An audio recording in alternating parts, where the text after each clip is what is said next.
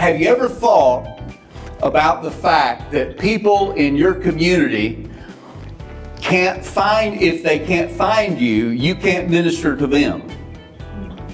So our tools and the way we communicate is really critical. It's really important. And one of the things about the church in today's world is oftentimes we're running 20 or 30 years behind what's happening in the world, right? In fact, I hope you're not in one of these churches, but I know some churches that I'm telling you, if 1970 comes back, they're ready. You know? And some, especially, you know, here in the deep South, we've got churches that are 150, 175, 200 years old, right? And if they have not been very intentional, they haven't been able to update not only the property, but oftentimes the way they're communicating to the world around them. Which means that oftentimes those people in the community are just seeing them as an old, archaic kind of a building, and that's what they think about the church. They don't think it's relevant at all. So I want to hit some high spots. We're not going to have time to go into a lot of detail on most of these things I want to show you. But the things that Jimmy laid out in the promotional material are exactly what we're going to hit as we start going through. So let me give you just a quick overview of exactly what we're going to do. We're first going to talk about 5 communication axioms. We'll talk about best practices and some tools. Some you may be using, some you may not be. 4 steps to increase your Google search ranking in your community. We'll talk more about that. 3 keys to effective social media strategy, and 5 must-haves for your website. Now, any one of those bullet points we could spend an hour more on, I promise you, especially with questions.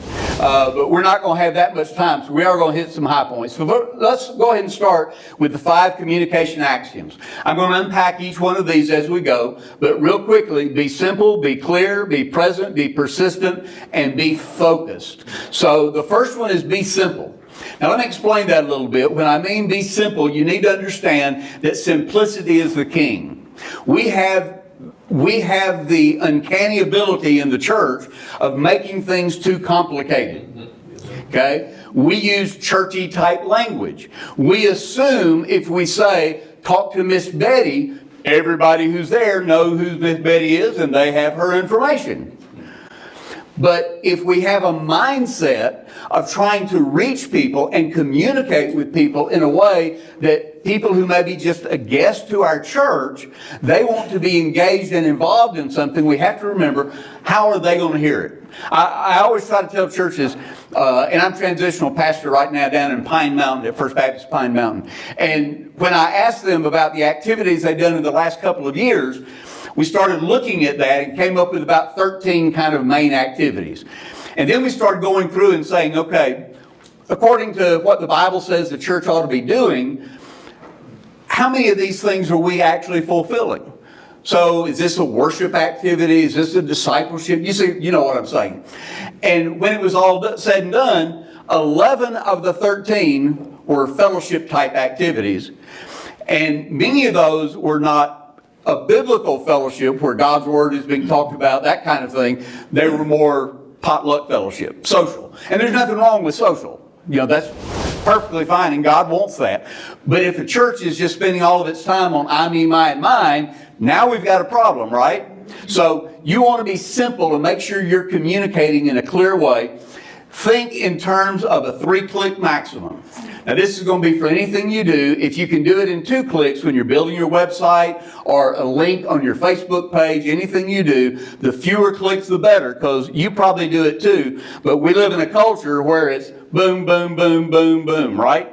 I mean, we're moving fast. And if it's not loading fast, we shut it, keep going. Okay? And that is kind of the world that we live in now. Also make sure everything is responsive, which means regardless of the orientation, whatever it is, everything needs to be checked on mobile. A whole lot of things churches send out, especially emails, they don't check it on mobile, and when it comes up on mobile, it looks horrible. So you really need to make sure anything you're doing and designing looks good on mobile, and don't miss that final step. Okay, number 2, be clear. If you confuse, you lose. This is a marketing quote from Don Miller, and I always rephrase it. I say, when you confuse, you lose. Any of you been in a confusing business meeting? Should we take a vote on how many of you during that confusing business meeting actually got it to pass? A lot of times it doesn't, right? Or there are hard feelings. So when you confuse, you lose. So our communication has got to be simple and clear, because the reality is if people aren't confused, they may be for what you're trying to get them to do or trying to get them to respond to whatever your call to action is. But the reality is if they're not sure and they're confused, they probably aren't going to respond in a positive way at that point. So the next thing is 3, be present. I use what I call a 7 touches approach, and that is, you need to understand that just because somebody saw something one time in a printed handout, a printed bulletin, in an email, on Facebook, they're not typically going to respond off one thing. Now, your most core people probably will, if they just see it once. But people need to see things repeatedly. And so I use a 7-touch approach, saying, okay, if you're my target, whoever it is, whether it be the community or my church members, I've got to find 7 different ways to make sure that information is getting in front of them over a period of time. Okay? I don't want to promote anything that's coming up in less than 6 weeks, because I'm going to have a hard time doing 7 touches in less than 6 weeks, right? So you want it to be simple, but you want to be present enough, frequently enough, that people go, oh, yeah, that's something I want to do. That's something I want to find out more about, whatever it might be.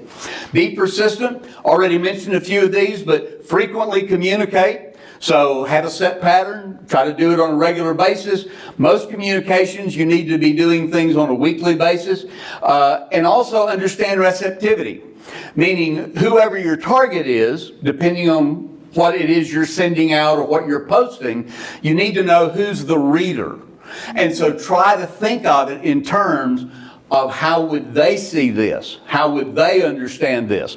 Again, I've already mentioned test everything on mobile, very important. And then keywords, we're going to come back to this in a minute, but repeat and saturate. Repeat and saturate. And I'll tell you a little bit more about that in a minute. Number 5, be focused. Use the rule of 3 in communication. If you're sending out an email about an activity or an event, and your call to action is you want them to register for this event, then you want to have at least 3 links in that email that are registration links. Okay? Now, if you're using a mail provider, oftentimes they can show you a click map, what they call a click map. And you can look and see, and oftentimes you'll put these calls to action at several different places. Sometimes it's just hyperlinking a word or a phrase, right? Other times it's a button, but you're using all these different things. So you want at least 3, and if you'll go back and look at the click map of what people actually clicked on, oftentimes you'll see people clicked on all 3. So it's just a way of making sure that people are getting it. And I want to be honest with you, you have to tell people what you want them to do. Don't assume they're going to respond. You have to tell them, because oftentimes people, they just don't follow through. So this is what we want you to do. Manage and build your brand. Now, this is kind of your thinking in marketing, but as a church, this is real important also.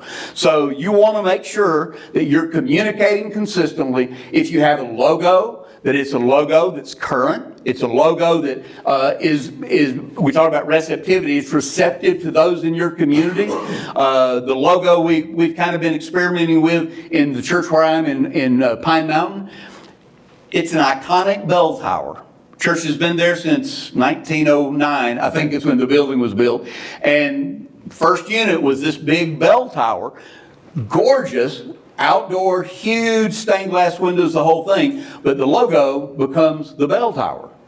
And it's something that people just can recognize just driving down the road. They look up and see it. So you want to be able to reinforce that. Use consistent colors, et cetera, and just think of it in terms of these big corporations.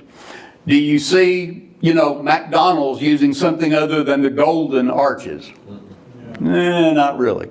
You look at AT&T, you look at Verizon, you look at any of those, why do they use the exact colors every time? Because you begin to identify their business based on those colors, the kind of font they use, everything. So you want to just think in those terms because it makes for better communication. All right, let's talk about some best practices and tools. Now, some of these you may be using, some of them not, but let me run through some of these fairly quickly. One of the newest tools that is a great asset to churches now, and don't be scared by this, most of you are already using AI, ChatGPT. Now, some of you may have played with it a little bit, and there's been a lot of discussion about, writing sermons on it and whatever, and it can actually do that. Okay, but let me show you what I've put on the screen here. This basically is the landing page. You type in a question. It's designed to be interactive, right? And so you can respond back and forth to it, ask it to do something different or more, or whatever. Kind of like talking to a human. It's frankly quite scary at times, okay?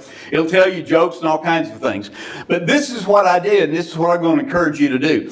The marketing world is going berserk with AI. Because many companies now are realizing they can write really good marketing copy just using something like ChatGPT. So here's what I entered. Look at this for a second. Oh, I can't read it on that little screen. Write a promotional paragraph for Men's Steak Night, which we're having a week from Saturday. And then I wrote the rest, and it's choppy. It's not full sentences. It's the main information, right? Keynote speaker, David Burton, Jacksonville, Florida. He's spoken internationally. Our musicians are located at First Baptist. When and the time. Now, that's all I put in. But look at the promotional paragraph it wrote. We're not going to sit and read the whole thing, but it's a pretty good paragraph. And you know what? It really made me mad. Because for me to have written a paragraph with this many words in it, I would have probably labored for an hour, hour and a half, 2 hours, looking at it, changing it, whatever. But this did it in a matter of seconds.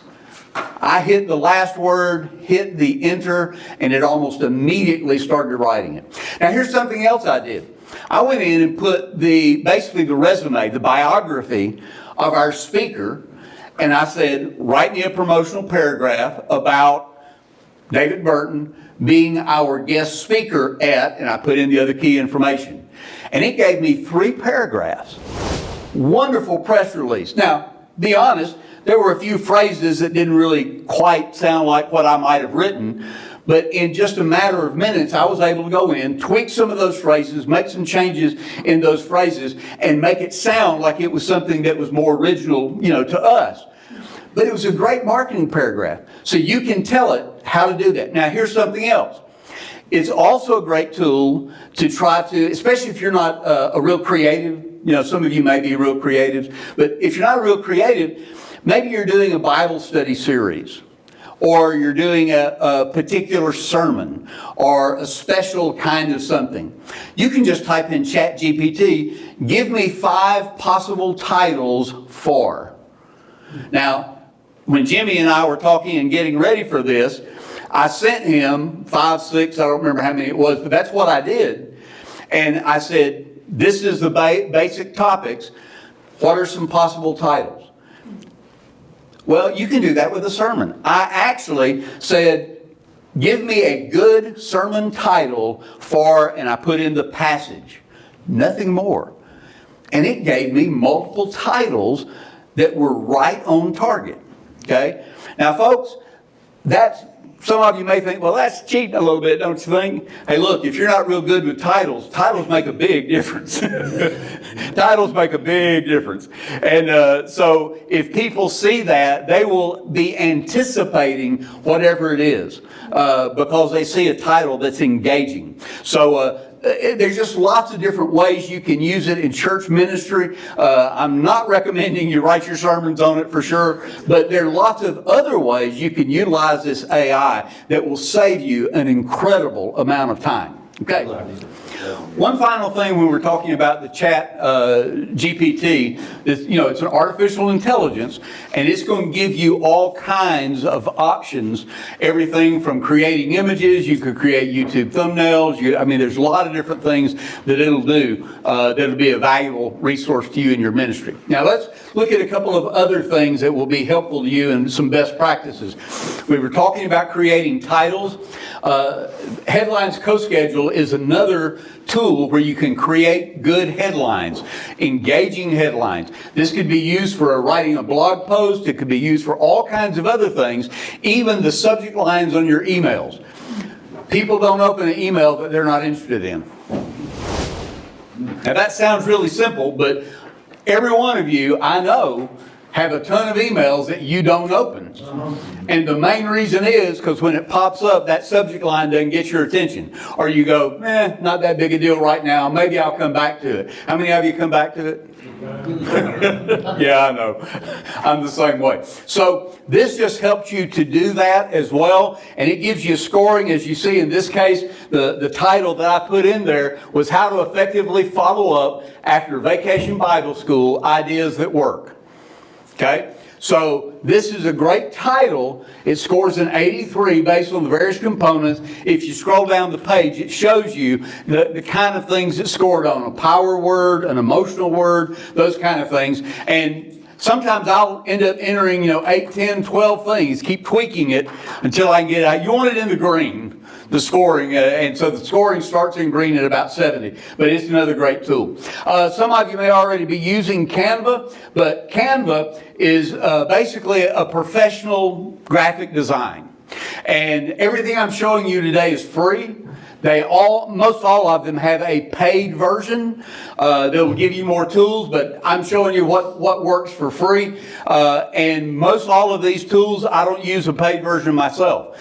It's adequate enough to do everything I need to do with the free version. So Canva will let you import pictures from your congregation, people pictures, whatever, do overlays, do all kinds of other things, and there are thousands and thousands of templates that you can pull up, use that template, drop it in, and add your personal information to it. Replace the picture, whatever. But it really steps up the game as far as designing. What you do not want in the world we live in today, where people are on media all the time and they're engaged by what they see, you don't want to be putting up things that look like you just created it in an old Microsoft publisher or something of that sort, okay? And this will let you do things that look really, really sharp when you do that. So just a good tool. Another good tool, this is another page. This is just when you open it up. When you open up and create something, this is the logo I was telling you about. We've been working with at First Baptist Church Pine Mountain. This was a single color. It actually is created as a YouTube thumbnail, but it fits the wide screen that you use in PowerPoint in your congregation, unless you've got wraparound screens. So this is a 10:9 ratio is what they use, and it lets you create that just like that, and then drop it, just save it as a JPEG or a PNG, and then you can use it right there in your PowerPoint on a Sunday. There are all kinds of things you can do, and down the left side you're able to store, you import all these pictures that you can use to create whatever. And to do that, you also need to have, in today's world, a good resource for photos. You can get professional photos at pixabay.com. These are royalty-free photos. And this lets you be able to use a photo that is really high-level professional photography.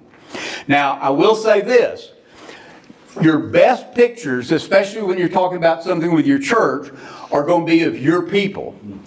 But just don't take a fuzzy snapshot and use it. You need somebody who's got a decent camera and can take some good pictures and do that. But Pixabay is a great place to be able to get all kinds of other images for prayer, Sunday school, Bible study. There's all kinds of things that you might use in your church. The other one that I use frequently is unsplash.com. Unsplash.com. Both of these have hundreds of thousands of images, and you just sort based on a word or a phrase. And it'll give you all kinds of options. There are paid options, but there are all kinds of free options as well. Another one that is really great for churches is called Designer. And Designer is primarily an ebook creator. This is a free version also. They have paid version, but the Designer will let you take your own photographs and take a blog post. You can import directly from a Word document, directly from the internet. If you have it in a blog post, several ways you can import the information.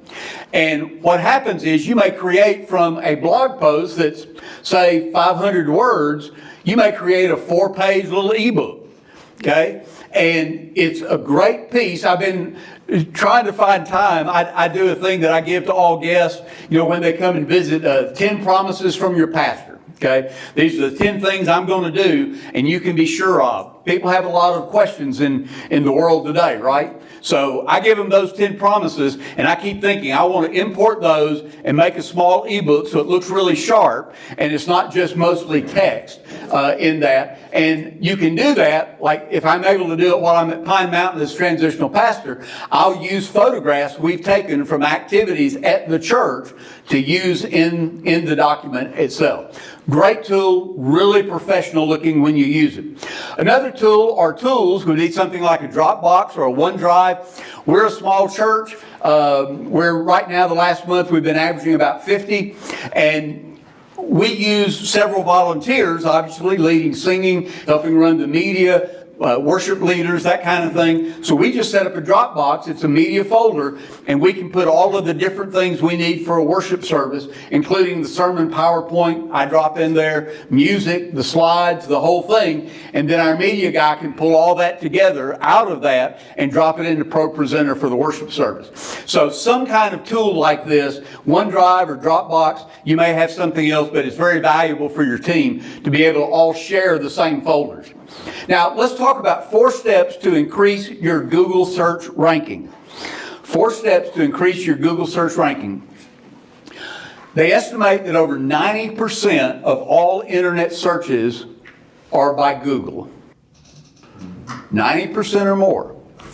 Now, when you think about that, that means that most likely a large number of people in your community, when they search church near me, they search children's activities near me, whatever it is they search, most likely it's going to be on Google.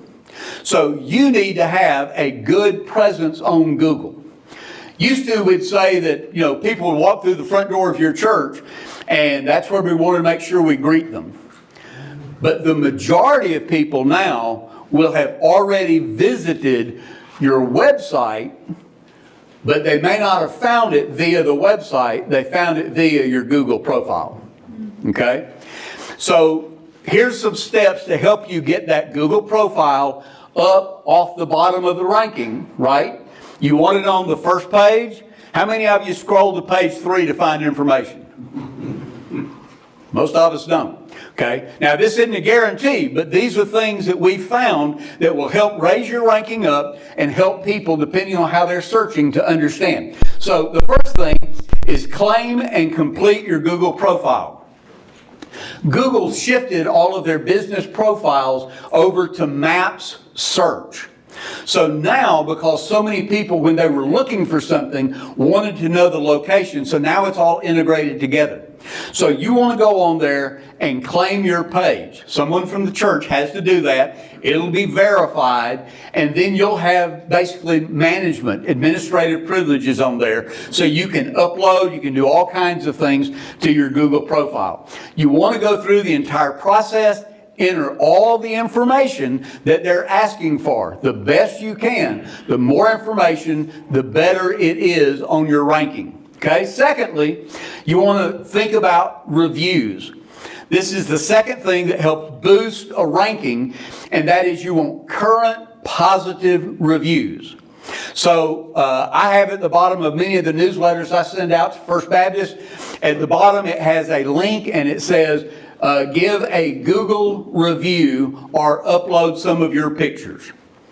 It's in almost every one, because I want to encourage our people to be thinking, oh man, we had a good time. Now, a lot of times your reviews come from people who aren't, directly affiliated with your church. Somebody passing through, somebody visited while on vacation or something, and they'll do that. But the more reviews you can get, even if you can basically assign, this sounds funny, but basically find a group of people that are going to be positive of your church and say, would you the first week of March put up a review? Would you the second week of March, third week of March, just get it scattered out where there's a good flow of reviews and try to encourage that. The more reviews you have, the more likely you'll have additional reviews.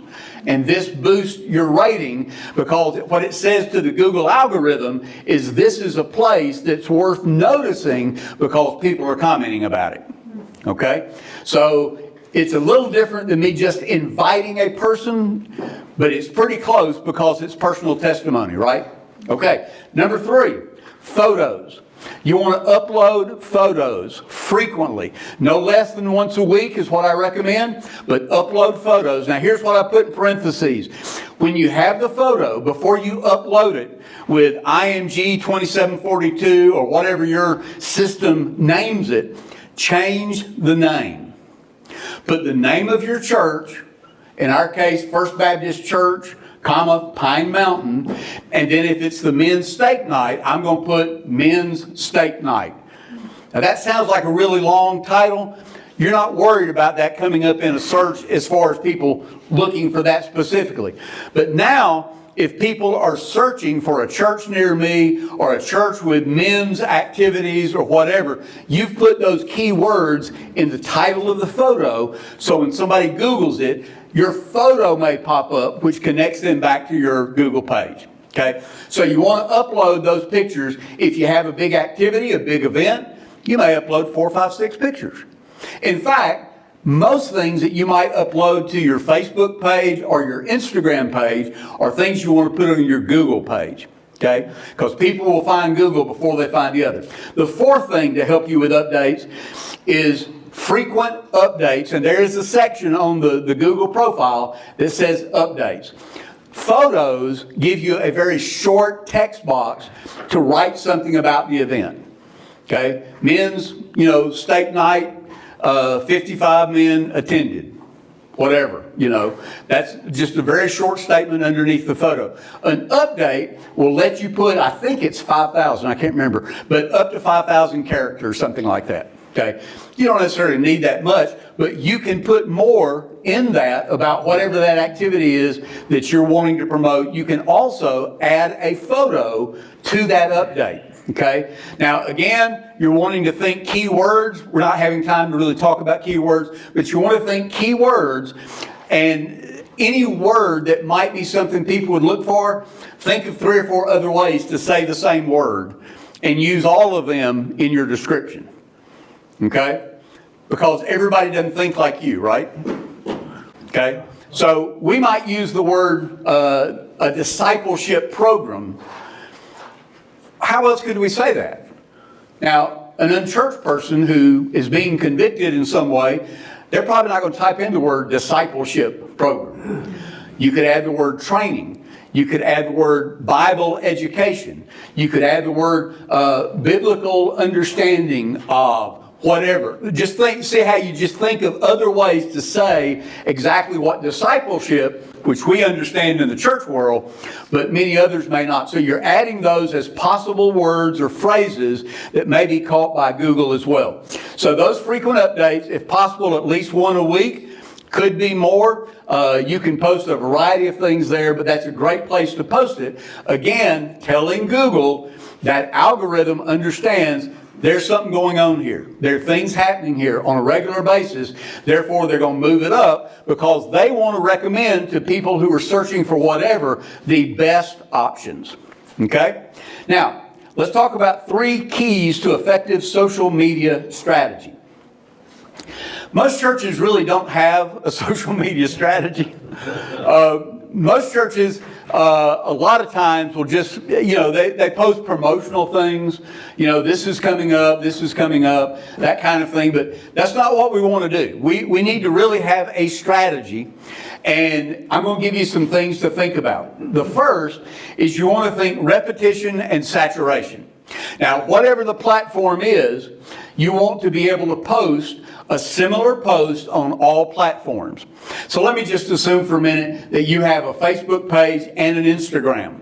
So if you're posting a photo of some particular activity you're having, then you want to make sure that's posted on both those platforms, and then you're going to add Google as well. Why? Because that is going to saturate the same audience. And that is a key to trying to get connection and build credibility. The more people see, the more credible you appear, right? So saturate and then continue to repeat. So if you're uploading a certain thing, you want to make sure it goes on all platforms so that you're saturating your folks that are out there. You're using keywords in the descriptions so you can find folks that are not already checked as a member of your particular group or your church or your page. And when you start seeing in your analytics that you're seeing more clicks or impressions by people who are not members of your page, you're making good progress. That's a good sign. Post with variety. I recommend a 1-to-4 ratio for posting. That's promotion to other types of posting. A lot of church posts just basically nothing but events, activities. This is what we're doing Sunday. This is what we just did, okay? Here we had something for the kids, whatever, okay? But you need variety, because if people think that your posts on Instagram or Facebook are only about coming events, they're not as interested in that. Now, they may notice it, but if they start looking for your post, because in your post you're posting good devotional thoughts, usually short, but devotional thoughts, inspirational quotes, a C.S. Lewis quote, whatever, A. Tozer, what is it, A.W. Tozer? Yeah, I thought, went totally blank for a second. A.W. Tozer on prayer. Whatever it may be, you can do that. You can also find lots of things. I have hundreds and hundreds of things I've gathered over the years that I post on my Facebook and Instagram pages. You can post scripture, just a simple scripture quote. A weekly quote from the pastor's messages. Let me park here for just a second. In the community where I'm serving there in Pine Mountain, when we did the demographics and psychographic study, we saw one of the top things that were sought by people who are not in the church community, unchurched. The number 2 highest ranked thing was quality messages. Okay, if they're not walking in the church and they're not watching a video on YouTube, if every week there's at least one good quote that somebody finds from the message of the pastor and posts that online, what's happening in time as that person starts seeing that? Our pastor, Sunday our pastor preached on, and there's the quote, okay? Really important to building confidence in the community that's looking and seeing those things. Same thing on Google, upload those same kind of quotes. And then use cartoons. People love cartoons. Now, don't get into a bunch of political cartoons, but there's a lot of funny stuff. Joe McKeever still publishes cartoons, on Baptist Press. A lot of times I'll pull one of those and republish it. There are lots of good, funny cartoons that you can publish. So that's a good idea to post with variety. Number 3, post with the unchurched in mind. I've already talked about this earlier. When you post, think, how will an unchurched person understand this? Will they read it and understand it? Is it clear? Am I using words or terminology that would be foreign to them, basically? Okay, now let's talk about the 5 website must-haves. First, you want a simple structure on your website. You want easy navigation options. You don't want 32 things across the top bar. And then each of those drops down into 17 more options. Okay? The fewer the options, the more likely people are going to click on it. At the top of your page, you're almost better to have, 4 or 5 options and nothing more. Okay? Now, oftentimes we want to put the contact information right at the top because we think that's important and we think people are going to click on that. That information can be in the footer. Somebody who really wants to contact you, they'll scroll because they want to. Okay? Use your space for other things. Again, a 3-click maximum to get where you're going or for them to get where they're going. And remember, it has to be a responsive site. So depending on how you have the orientation, you want it to look good in either orientation. Big deal. So every page you build on your website, make sure it looks good in mobile. Secondly, clearly state what you do above the fold. Now, you understand what the fold is? That's where you pull it up on your computer, and that's the main thing you see. It's the top of the website. Newspaper term, selling newspapers above the fold. The big headline was right there at the top. So we want to clearly state what you do above the fold. Think about it this way. Your home page has got to pass the 5-second grunt test. Okay? Now, I'm going to give you 5 seconds to look at this home page I'm about to put up. You're going to get 5 seconds, then I'm moving it. And I want you to tell me what you saw, what they do, how you respond, what are they wanting you to do, what's their call to action, that kind of thing. Okay, you ready? 1001, 1002, 1003, 1004, 1005. Okay? What was the organization? New Work Foundation. New Work Foundation. Okay? Top left corner. Prime location. Top left corner. Secondly, what do they do? Church. Churches. They help churches. What was the key word they used? Resourcing. Yeah, resourcing new churches. Okay, so they're church planting. Obviously, a foundation is providing funding. Okay, number 3, what would they like for you to do? Did you see a call to action? I don't think so. Did you see one? There was a button on the side. It may be a little small, but yeah, donate now. Right? And that's their call to action. Okay? On a church website, it will look a little different, obviously. But on the church website, you want to have a call to action. What do you want people to do when they come visit your site? Now, you're not going to put, donate now. It's not really what you want. But you do want them to take an action. You want them to stay on your page, right? You want them to do it. So you'll want to think, what kind of call to action? Oftentimes you'll have a call to action in multiple places that are above the fold. Maybe as many as 2, right below the main paragraph, something else, okay? And then you want to make sure that your church, it's clear what we do, okay? Oftentimes you may have some kind of a tagline, something of the sort. On our homepage at Pine Mountain, the ministry assistant there did this. I didn't even suggest it. But it says very simply, connecting people to Jesus and each other.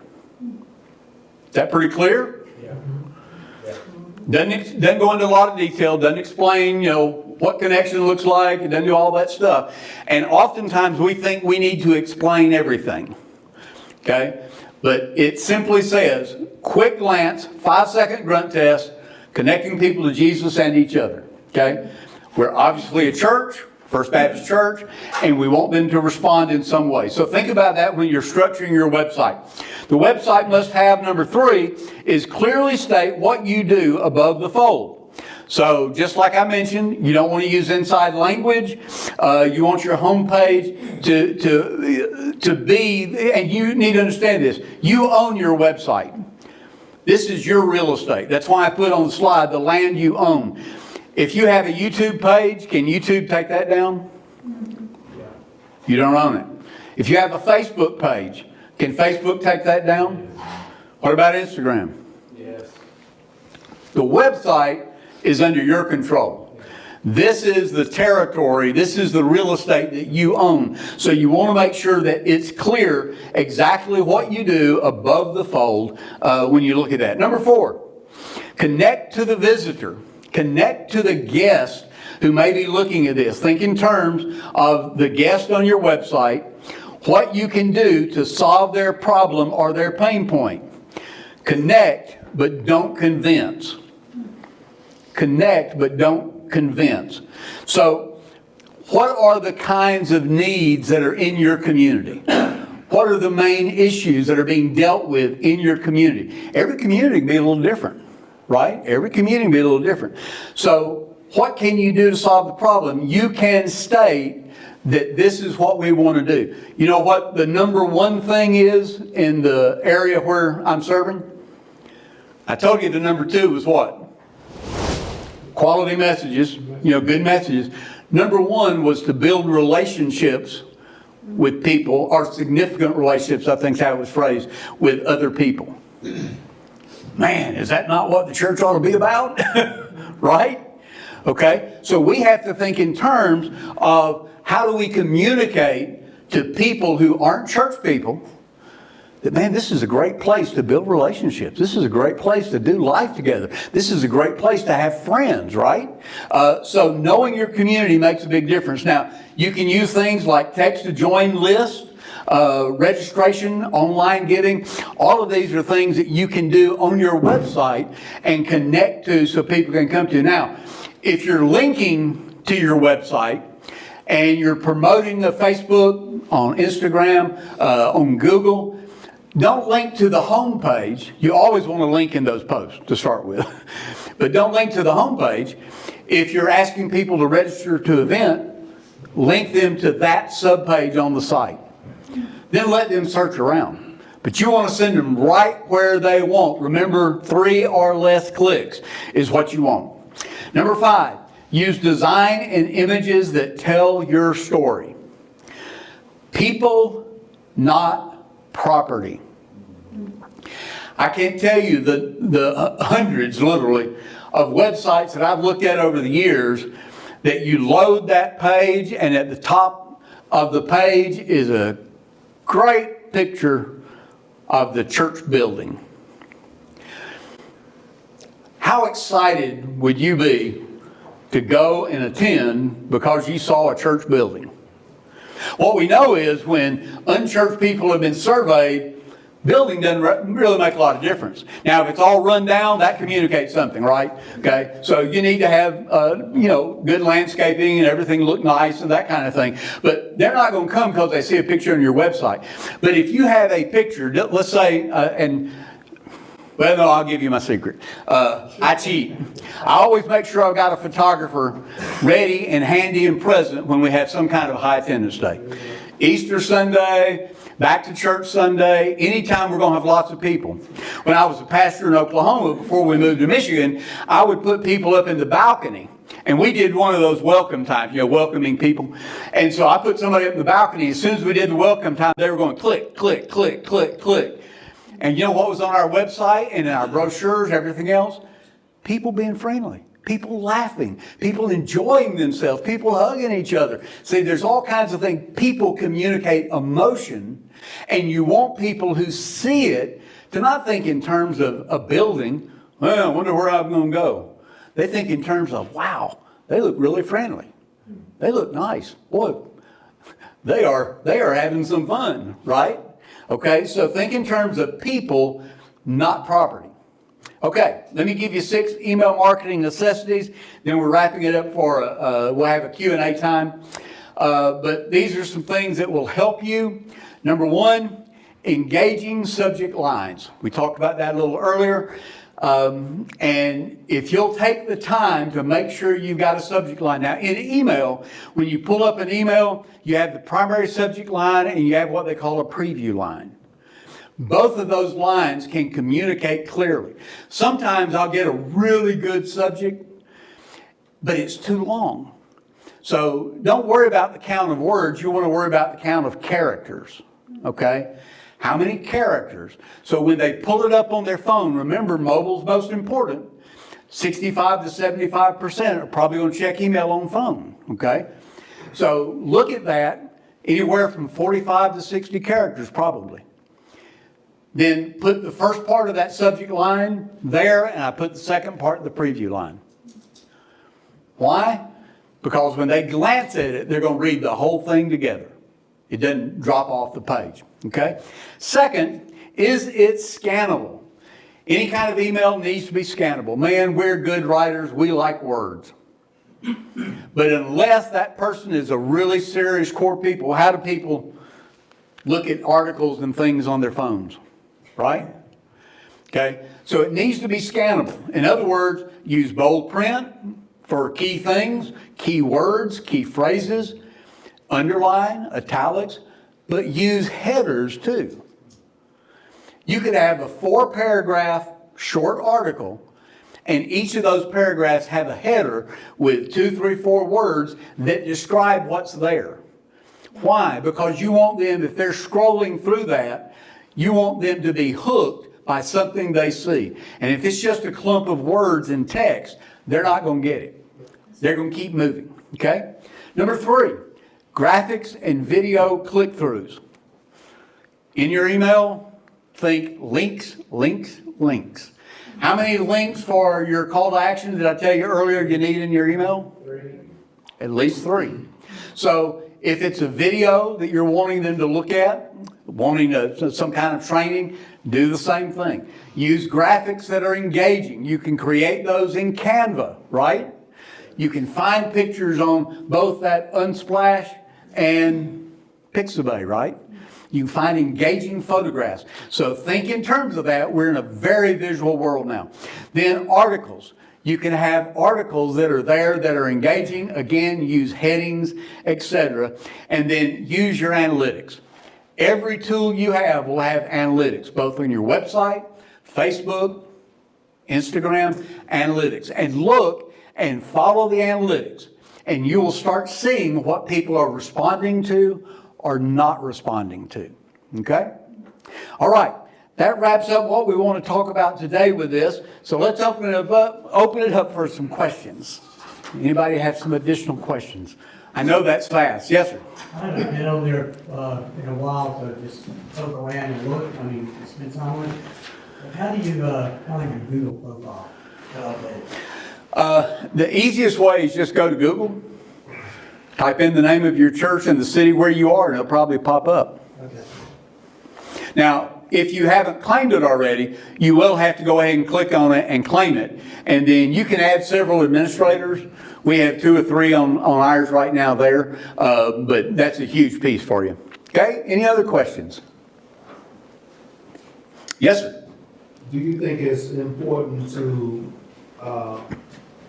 have someone in your church to handle all of this, or maybe a team of people just to handle social media and things of that nature?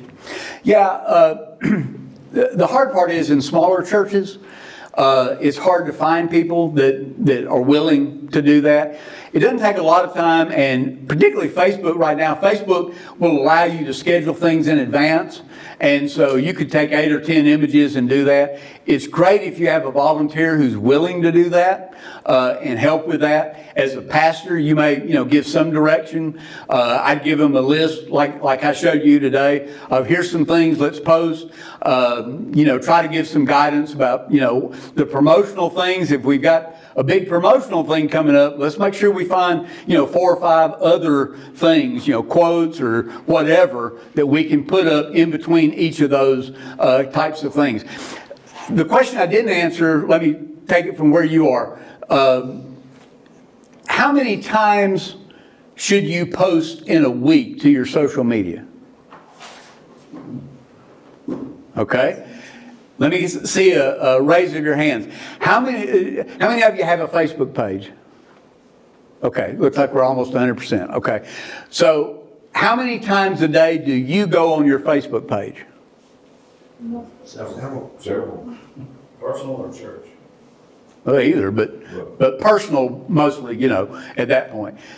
Okay, the reason I tell you that is because when I do consultations with churches on social media, they go, well, we try to post something at least once a week. Okay, if you're trying to communicate a message and you're saying from the pulpit, I want you to respond, okay, that's the only time you have that congregation there, right? So you really can't announce that more than once a week to that congregation. Okay, but you've got a group of people who are connected to your Instagram page, your Facebook page, etc., and they're probably like you, and the reality is some of them may be much more obsessive than you. So most every time they get on their page, you'd like for them to be scrolling and come across something from the church. Now, if you know how Facebook works, it doesn't stay at the top of the page very long. It keeps moving. So I typically I have a public profile page, but I typically on my page will post anywhere from 3 to 7 things per day. 3 to 7 things per day. And it just depends on what the post is, but sometimes there'll be a scripture verse, sometimes there'll be something else, and sometimes they get a lot of engagement. And other times it's like almost none. Okay? You can also, for other tools, you can use something like Hootsuite, some of those kind of tools that let you schedule in advance. And you can do that for multiple platforms all at one time. Facebook now will let you schedule to both Facebook and Instagram at the same time if you have both. Okay? So the thought is volunteers, you're better. I'll tell you what I did at the last church where I was transitional pastor. We were much smaller. I had about 16, 17 people when I got there, running, 40 or so by the time I finished and they got a pastor.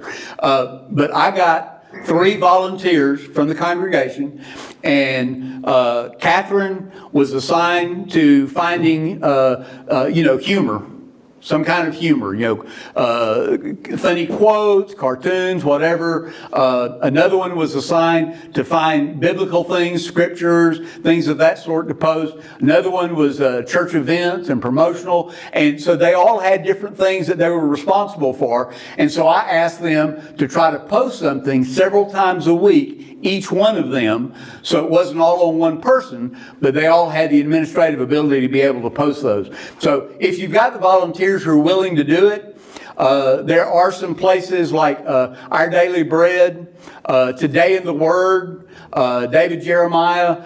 Some of those are places that I go to that they've got teams that do great graphics with scriptures.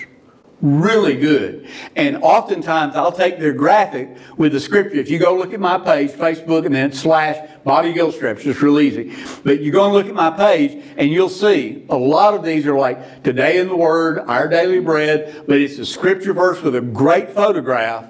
And then I usually just repeat the scripture verse in the text of the post. Sometimes I'll, write something else. But a lot of times it's quick. And people think I spend a ton of time on social media, but typically I don't spend more than about 25 or 30 minutes. Because I set it all up, and I program it, and I hit go. And like I've had things posting today while I was here. I hadn't touched my phone, but it was all pre-programmed. So that helps, and you can do that with your church page, which is great. Yes, ma'am. Question. So going off of what you said with growing the volunteer base, when you identify those people in your church, do you give them like a social media guideline? So from like a theology standpoint, if they're pulling the things that you're saying? Yeah, having some guidelines is a good thing. Yeah, having some guidelines. What you want to say to them, you're going to have a hard time trying to do a theological deal, but you need to make sure they understand that whatever the church's statement of faith is, we need to be in harmony with that. We're not going to be posting a lot of controversial stuff. We're not trying to stir up just for clicks kind of thing, with something real controversial.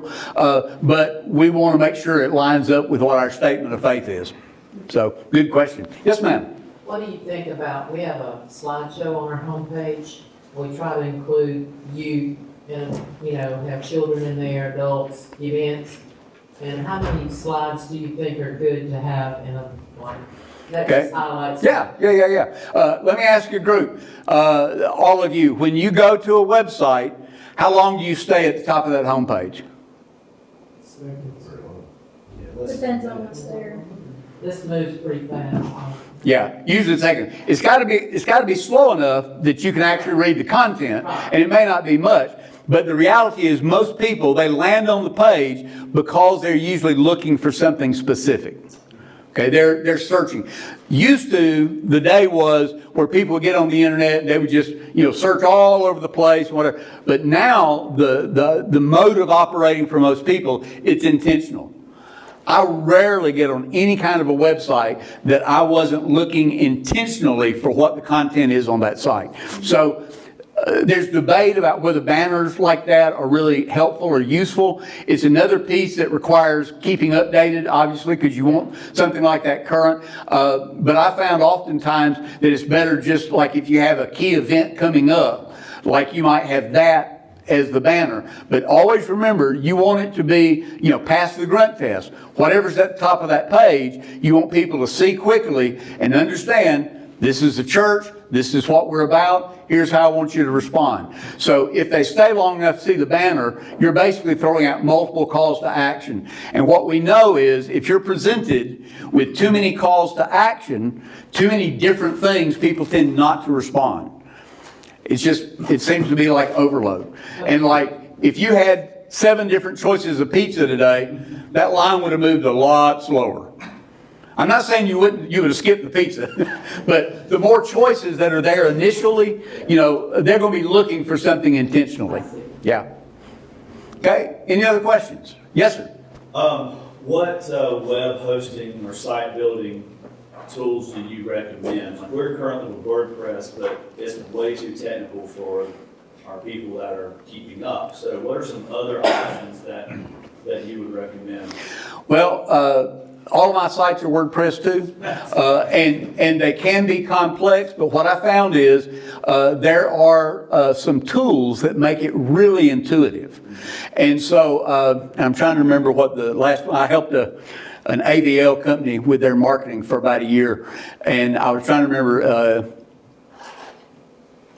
I don't remember now, it was Beaver something, I can't remember what it was, but it integrates right with your WordPress, and so everything you go in and put in, it was really simple. You just basically hit publish and it puts it right on the page where you want it to. So that works. There are others that are real intuitive, things like Wix, some of those. There are some limitations usually to some of those, but they are very intuitive. They are also fairly simple. And I'm going blank on the term now, but there's a term that you can go in and basically type in just like you would a Word document, and it converts everything to HTML for you. So whoever's working on it doesn't have to have coding in their background. You can still learn a little coding, so if something kind of goes awry, you can flip over to the HTML code and you know what to look for, but you don't have to be proficient in it. So there are some simpler things that you can operate with other than the WordPress. But WordPress is really popular. But I would suggest finding one of those tools.